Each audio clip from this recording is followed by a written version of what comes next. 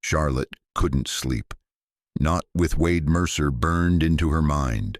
The crew quarters assigned to her were luxurious by rig standards. Clean sheets, polished metal walls, even a small private bathroom reserved for executives from Beaumont Energy. Normally, she would have appreciated the effort. Tonight, all she could think about was the driller's shack, and Wade standing inside it, shirtless beneath dim industrial lights. The image replayed relentlessly in her head. The hard lines of muscle across his chest and stomach, tattoos winding over powerful arms flexing as he filled out drilling reports with rough, scarred hands. Sweat had glistened across his skin while storm rain hammered the windows behind him, making him look less like a man and more like something carved from the rig itself. Charlotte groaned softly and buried her face into the pillow. This was ridiculous. Men like Wade Mercer were temporary disasters, exciting for exactly long enough to ruin your life. At least, that's what her father always said. Her phone buzzed suddenly across the nightstand.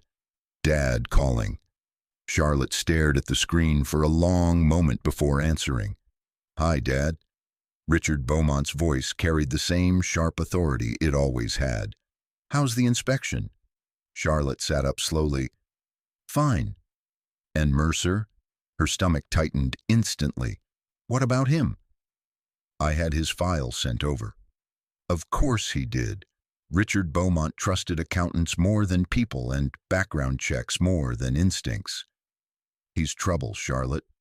She rolled her eyes. "You've never even met him." "I don't need to. The man's been arrested twice. Bar fights. Assault charge." "That was years ago." A pause. "You looked deeper than the report?" Charlotte hated herself a little for that silence. Richard exhaled heavily. "Exactly my point. He's a good driller. He's an employee." The correction hit harder than she expected.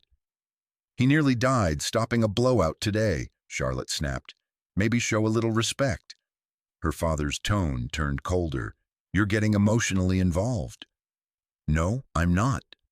"Charlotte," she closed her eyes, because the worst part was, he was right. After they hung up, Charlotte sat alone, listening to the distant hum of the rig beneath the ocean. Then another sound reached her. Music, faint, somewhere outside. Curious despite herself, she slipped on a jacket and followed the sound through dim steel corridors until she reached the outer deck. Wade sat alone near the railing overlooking the black Gulf water. A cigarette burned between tattooed fingers while old country music played quietly beside him from a battered radio. He didn't turn around when he spoke. "You always sneak up on people?" Charlotte crossed her arms. "You always know when I'm there?" "Yeah." Simple as that. Wind whipped her hair across her face as she stepped beside him at the railing. Up close, she noticed new bruising across his ribs, beneath the open coveralls hanging low on his hips. Fresh scratches marked one shoulder. "You should probably be in medical," she said quietly. Wade took a drag from the cigarette. "I'm fine." "You're burned, bruised, exhausted." "I said I'm fine." The edge in his voice made her pause. For a moment, neither spoke. Then Wade sighed heavily.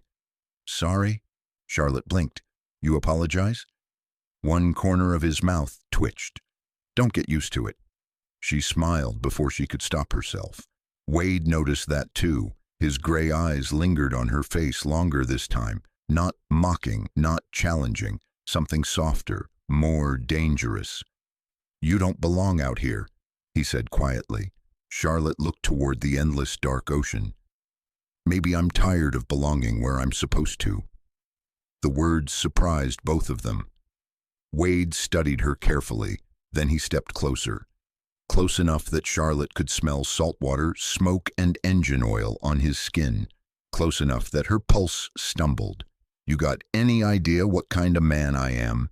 he asked softly. Charlotte looked at the tattoos covering his chest and arms, at the scars, at the rough hands capable of controlling an entire rig during a crisis. and somehow all she could think was beautiful. "No," she admitted. Wade's jaw tightened slightly. "That's the problem.